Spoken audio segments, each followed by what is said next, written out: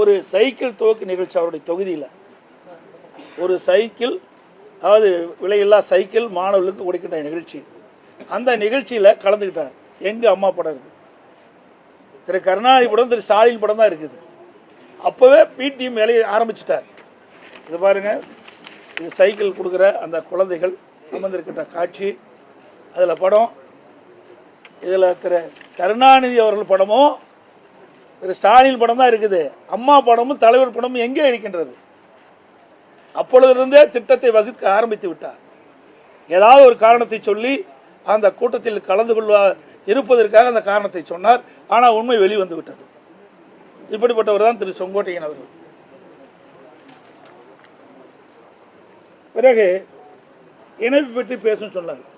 இது அடிப்படை உறுப்பிலிருந்து நீக்கப்பட்டவர், பிரிந்து சென்றவர்கள் அல்ல. அதிலே நன்றாக எடுத்துக்கொள்ள வேண்டும். பிரிந்து சென்றவர்கள் அல்ல, இது அடிப்படை உறுப்பிலிருந்து நீக்கப்பட்டவர்கள்.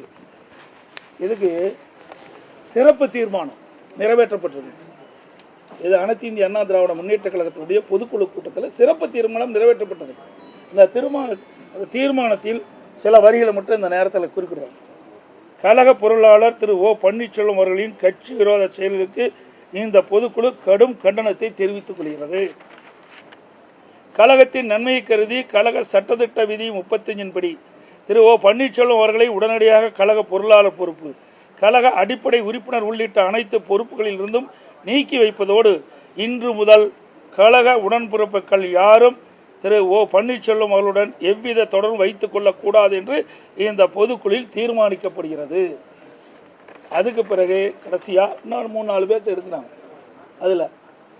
அதில் கடைசியாக கொடுக்குற பேராவில் கழக அடிப்படை உறுப்பினர் உள்ளிட்ட அனைத்து பொறுப்புகளில் இருந்தும் நீக்கி வைப்பதோடு இன்று முதல் கழக உடன்பிறப்புகள் யாரும் மேற்கொண்டவர்களுடன் எவ்வித தொடர்பும் வைத்துக் கொள்ளக்கூடாது என்றும் இந்த பொதுக்குழுவில் தீர்மானம் நிறைவேற்றப்பட்டது.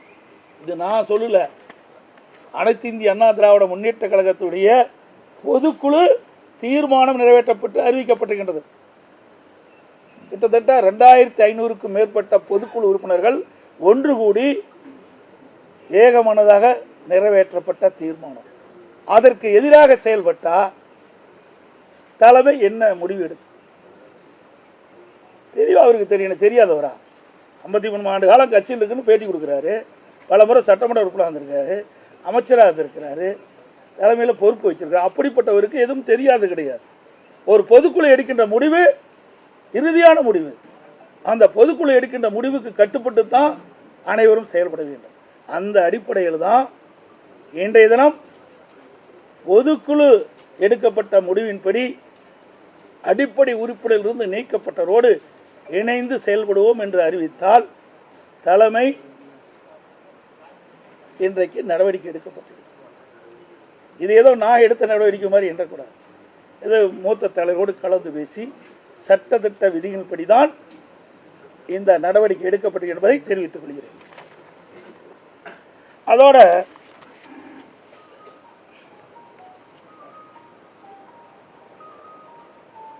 எப்பொழுது பார்த்தாலும் நான் அம்மா விசுவாசி அப்படின்னு சொல்றாரு. அம்மா விசுவாசியா இருந்தா ஏன் அமைச்சா இருக்கும் போதே அமைச்சர் பதவியிலிருந்து விடுவிக்கிறாங்க? அம்மா அமைச்சர் இருக்கும்போது விடுவிச்சுட்டாங்க. நான் அமைச்சராக முதலமைச்சர் ஆகும்போது தான் என்னுடைய அமைச்சரவையில் இடம் கொடுத்தேன். நான் எழுதி கொடுத்து கையெழுத்து போட்ட பிறகுதான் கவர்னர் அதை அனுபவிச்சு அவரில் அந்த அமைச்சர் வாய்ப்பு கிடைக்கப்பட்டிருக்கு. அதோட மாவட்ட செயலாளராக அம்மா இருக்கும்போதே எடுத்துட்டாங்க. பிறகு நாங்கள் இருக்கின்ற பொழுதுதான் பொறுப்பு இருக்கும்போது அவருக்கு அந்த பதவி கொடுக்கணும். அதோட இப்படி அவர் உண்மைக்கு மாறான செய்தி இன்றைக்கு தொலைக்காட்சி வாயிலாக வெளிப்படுத்தியிருக்கிறார். இன்னொன்னு சொல்றாரு, இது ஏற்கனவே அறிவிக்கப்பட்டது உண்டு. டிடிவி தினகரன் நீங்க பாத்தீங்கன்னா 10 ஆண்டுக்கு முன்பாகவே அம்மா இதை வெளியிட்டிருக்கிறாங்க. அதாவது 19/12/2011 அடிப்படை உறுப்பிலிருந்து நீக்கப்பட்டவர் திரு டிடிவி தினகரன் அவர்கள் அனைத்து இந்திய அண்ணா திராவிட முன்னேற்ற கழகத்துடைய அடிப்படை உறுப்பிலிருந்து நீக்கப்பட்டவர்.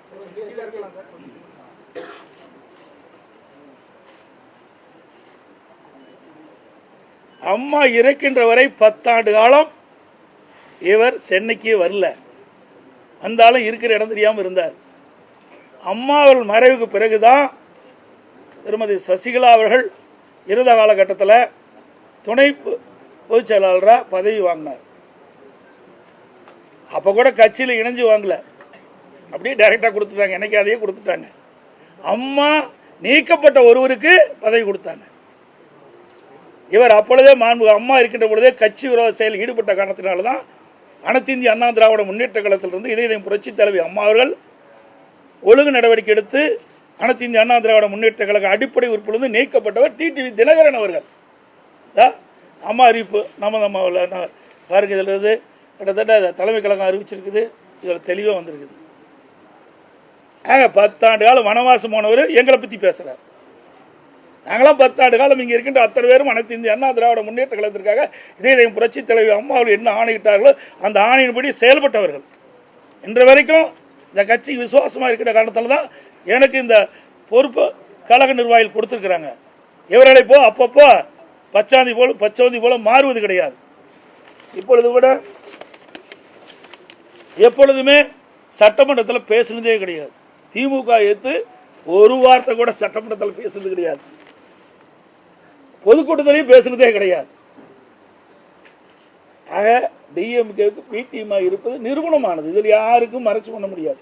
அப்படி இருக்கின்ற காரணத்தில் தான் இவர் அடிப்படை உறுப்பினர் நீக்கப்பட்டவுடன் அந்த தொகுதியில் இருக்கின்ற நகர கழக செயலாளர்கள், ஒன்றிய கழக செயலாளர் இன்னைக்கு ஸ்வீட் கொடுத்து பாராட்டுறேன், விழா கொண்டாடிட்டு இருக்கிறாங்க.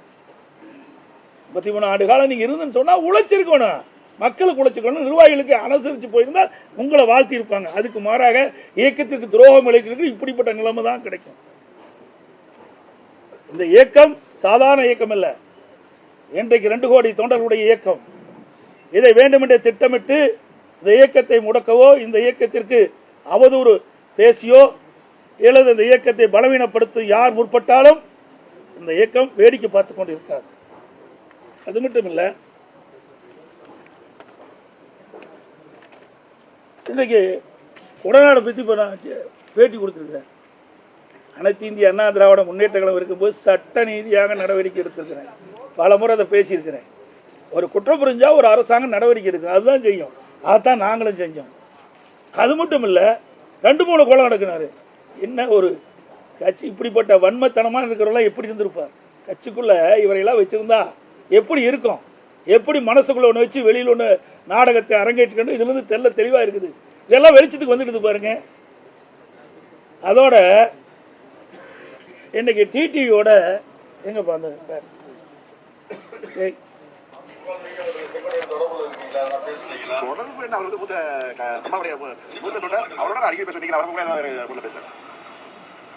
டிடியோட அடிக்கடி பேசிட்டு இருக்கேன். அது எனக்கு அதை பத்தி தெரியாது. அது அதிமுக, நான் அம்மா மக்கள் முன்னேற்ற கழகம். நீங்க அதை பத்தி கேட்டா என்ன பண்ண முடியும்? அம்மா அவர்கள் தொண்டர்கள் அனைவரையும் ஒன்றிணைக்கின்ற முயற்சியாக இன்றைக்கு அண்ணன் செங்கோட்டையர் அவர்களும் அண்ணன் ஓபிஎஸ் அவர்களும் எங்களோடு கரம் கோர்த்து தேர்தலில் நாங்கள் எங்கள் பணியை ஆற்ற இருக்கிறோம்.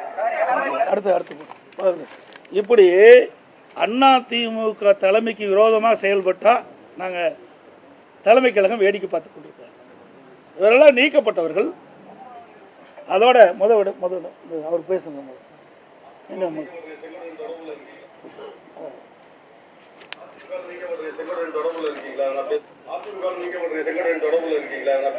தொடர்பு என்ன? அவர் மூத்த அம்மாவுடைய மூத்த தொண்டர். அவரோட நான் அடிக்கடி பேசுவேன். இன்னைக்கு நான் வரப்போ கூட ஏதோ எனக்கு போன்ல பேசுறாரு. பார்த்தீங்களா? இப்படிப்பட்டவர்களை எப்படி இந்த இயக்கம் விசுவாசமா இருக்குன்னு சொல்ல முடியும்? இப்படி துராக செயலாம் இப்படி இருக்குது.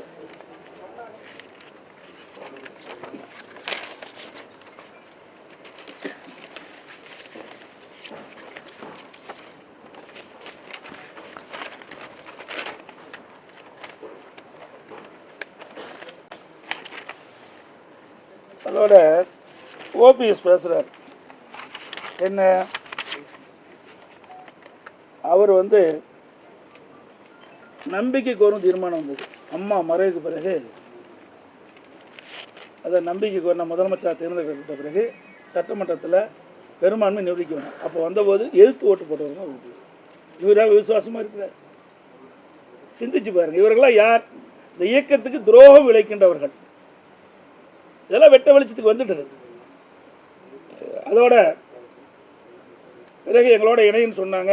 எல்லா கழக நிர்வாகிகளும் இந்த கருத்தை சொன்னாங்க.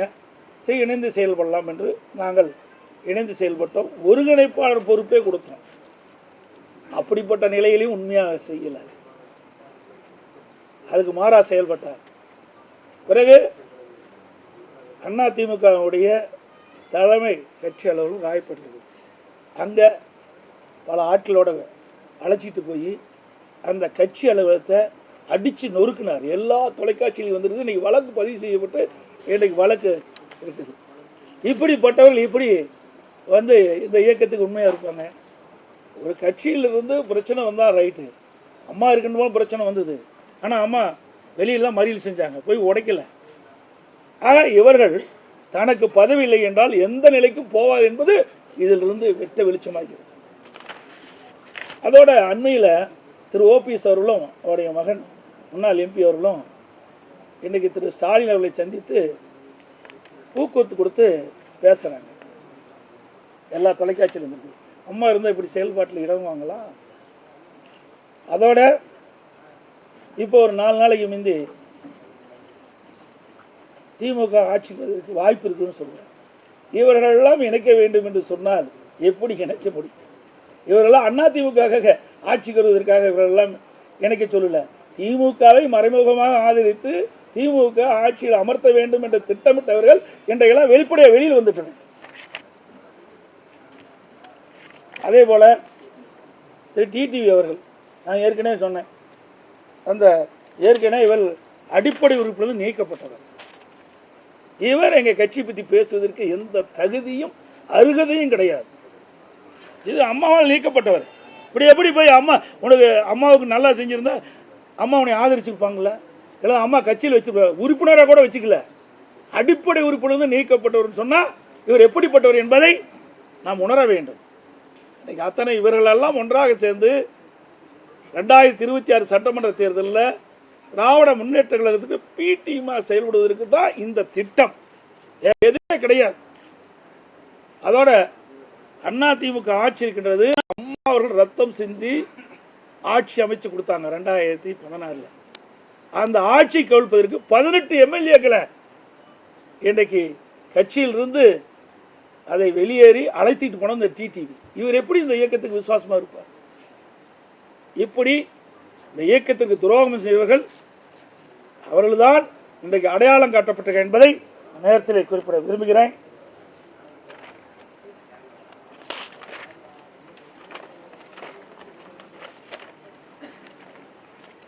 அதே மாதிரி ஓபிஎஸ் இன்னைக்கு வந்து சொல்றாரு திருமதி சசிகலா அம்மா அவர்களை பற்றி. அவர் ட்விட்டரில் போட்ட, அதாவது வலைதளத்தில் அப்பொழுது அறிவித்த செய்தி, இவரெல்லாம் எப்படிப்பட்டவர் என்பது நாட்டு மக்கள் அறிந்து கொள்ள வேண்டும். ஊடகத்தின் மூலமாக, பத்திரிகையின் மூலமாக 13 பிப்ரவரி 17 அம்மா அவர்கள் மருத்துவமனையில் இருந்தபோது சசிகலா பேசாதது ஏன்? அப்பொழுது யாரு? ஓபிஎஸ். பிப்ரவரி 14 2017 குற்றவாளியில் சசிகலா தப்பியது தமிழகம். குற்றவாளி சசிகலா தப்பியது தமிழகம் செய்தி. அதோடு அன்றைய தினமே 14 பிப்ரவரி 17 சசிகலா உள்ளிட்ட 3 உடனடியாக சரணடைய உத்தரவு. அப்புறம் மார்ச் 3 2017 உயிருடன் இருக்கும் வரை சசிகலா உறவினர்கள் கட்சியில் அனுமதிக்க மாட்டேன் என மாண்பு அம்மாள் கூறினார். இவர்கள் தான் ஒட்டுக்க சேர்ந்திருக்கிறாங்க. இப்படி சந்தர்ப்ப சூழ்நிலைக்கு தக்கவாறு தங்களை மாற்றிக்கொள்வதுதான் இவர்கள்.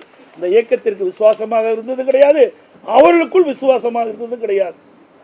இப்படிப்பட்ட துரோக செயலில் ஈடுபட்டவர்கள் தான் இன்றைக்கு கட்சியிலிருந்து வெளியேற்றப்பட்டிருக்க என்பதை தெரிவித்துக் கொள்கிறேன். தனக்கு 2 முறை அறிய வாய்ப்பு கிடைக்கும், இந்த கட்சி கட்டுக்கோப்போடு இருக்கணும் அப்படின்றதுக்காக தான் அந்த வாய்ப்புகள் எல்லாம் நான் விட்டு கொடுத்தேன். எப்போ 2 முறை வந்தது? அம்மாவே பதவி பிரிச்சுட்டாங்களே. அம்மாவே 2015 நினைக்கிறேன். அவர் 14 அவரை வைத்த அந்த அமைச்சர் பதவியை விடுவிச்சுட்டாங்களே. நாங்கள் 21 வந்த பிறகு நாங்களும் அவர் இருந்தார் இருக்கும்போது தானே நீ உங்களுக்கு கையெழுத்து போட்டு கொடுத்தோம். அம்மா இருந்தால் அதுவும் கொடுத்துருக்க மாட்டாங்க, எம்எல்ஏ பதவியே கொடுத்துருக்க மாட்டாங்களே. இறப்புக்கு பிறகு சார் கூவத்தூர்ல அவருக்கு தான் ஃபர்ஸ்ட் வாய்ப்பு. எங்கே வாய்ப்பு கிடைச்சிருந்தா? இப்போ இவருடைய எண்ணங்கள்லாம் எப்படி இருக்குன்னு உங்களுக்கு நல்லா தெரியும். எனக்கு எம்எல்ஏ தான் தேர்ந்தெடுக்கணும். எந்த எம்எல்ஏ இவர் தேர்ந்தெடுத்தாங்க? இவரோட எத்தனை பேர் வெளியே போயிருக்கிறாங்க சொல்லுங்க, எங்களோட எத்தனை பேர் இருக்கிறாங்க? ஆக அத்தனையும் ஒரு பொய் செய்திகள். இவர் மாய உலகத்தை மக்களை உருவாக்கி அந்த பகுதியில் ஒரு சிற்றரசு போல நடந்துக்கிட்டு இருந்தார். இன்றைக்கு அந்த பகுதி மக்களுக்கு விடிவு காலம் பிறந்திருக்குது, சுதந்திரம் பெற்றிருக்குது. அதனால தான் அங்கே இருக்கிற நகர செயலாளர், ஒன்றிய செயலாளர்லாம் இன்னைக்கு இனிப்பு வழங்கிட்டு இருக்காருன்னா அவருடைய செயல்பாடு எப்படி இருக்குன்னு பாருங்க. சார், உங்களை தற்காலிக பொதுச் செயலாளர்னு சொல்றாங்க. நீங்க எடுத்த நடவடிக்கை ஏற்கனவே இதுல 6 பேர் 7 பேர் இதுல கோர்ட்ல இருக்கிறாங்க. அதனால இது தற்காலிக பொதுச் செயலாளர் தான், இது சட்ட ரீதியான சந்திப்பை அப்படிங்கிறாங்க. ஊடகத்துக்கும் பத்திரிக்கையும் தெரியாதா? நீங்க கேள்வி கேட்குறீங்களே, ஊடகத்துக்கும் பத்திரிக்கையும் தெரியுமா தெரியாது? தெரியுமா தெரியாது, அது வேண்டாங்க. நீங்க வேணும்னு போட்டு கொடுத்து வாங்க வேண்டாம். ஊடகத்துக்கும் பத்திரிக்கையும் அதிமுக பொதுச் செயலாளர் யார் என்று தெரியுமா தெரியாது? தெரியாதுன்னா விளக்கம் சொல்றேன், புரியுதா? இதெல்லாம் நீதிமன்றத்தின் மூலமாக நாங்கள் கிடைக்க பெற்றோம். அங்கே தேர்தல் ஆணையத்தின் மூலமாக கொடுக்கப்பட்டது. தேர்தல் நடத்தி முறையாக பொதுச் செயலாளர் அறிவிக்கப்பட்டது. புரியுதுங்களா? அவருக்கு ஏதாவது சொல்ல வேணும், அதுக்காக சொல்றாரு. அந்த கேள்வி நீங்க கேட்க வேண்டாம். உங்களுக்கு பத்திரிகை ஊடகத்துக்கு அத்தனை பேருக்கு தெரியும் எத்தனை ஆண்டு காலம் இந்த கட்சியில் வழக்கு நடந்திருக்குது. உச்சநீதிமன்ற வழக்கு எப்படி, உயர்நீதிமன்ற வழக்கு எப்படி, உயர்நீதிமன்ற பெஞ்ச் எப்படி, தேர்தல் ஆணையம் எப்படி, தேர்தல் ஆணையம் அங்கீகரித்து எல்லாமே தெரியும். ஒரு தேர்தலும் நடந்து முடிஞ்சிட்டு, 2024 தேர்தலும் நடந்து முடிந்து விட்டது.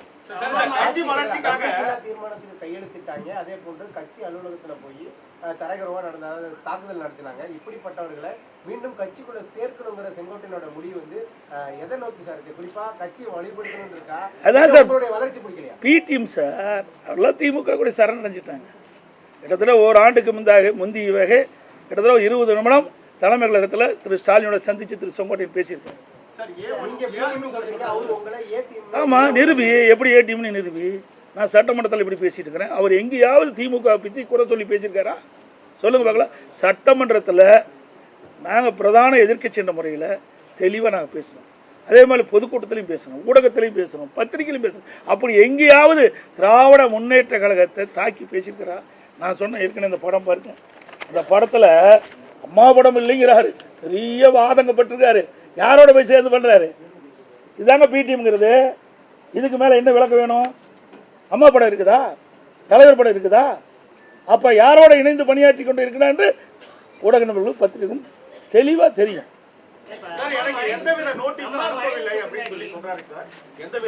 சார், அதாவது அனைத்து இந்திய அண்ணா திராவிட முன்னேற்ற சட்டத்திட்ட விதி இப்படிதான் எல்லாம் நடக்குது. அது இவருக்கு தெரியாதா? இவர் எத்தனை பேருக்கு நீக்கிறதுக்கு எழுதி கொடுத்து நீக்கணும் சார்? அதெல்லாம் வேணும் இல்ல.